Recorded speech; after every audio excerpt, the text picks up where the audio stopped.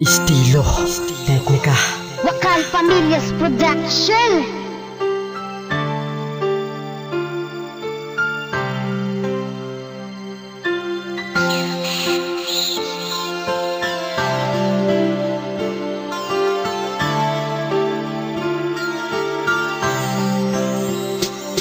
Ngayong Pasko na dadating, isa lang ang aking hiling. Sama-sama ang pamilya, Noche Buena salubungin. Ngunit naisip mo ba mga bata sa lansangan, humihingi ng piso upang magkalaman ng tiyan? Di ba kaawa-awa hawak kanilang gulong na nagbibigay aliw at pampalipas lang ng gutom? Dahil nga walang makain at wala din tumutulong, mga batang kapos palad kung tawagin ay gulong. Pinapaikot lang ang buhay nila sa kanilang palad, wala silang pamamahay at natutulog sa syudad. Kailan pa ba malulunasan ang ating kahirapan? Mga batang nagugutom, dapat lang ito'y tulungan. Sasapit na namang muli ang Kapaskuhan, ngunit paano ang mga dukang hindi makapagdiwang? Sapagkat kapos sa pera at salat sa pamumuhay, tulong ang kanilang sigaw, iabot ating mga kamay. Ang Pasko dito sa Pinas ay sobrang napakasaya. Sinasalubong ang kaarawan ng ating Diyos Ama. Pag Noche Buena, sama-sama at buo na ang pamilya.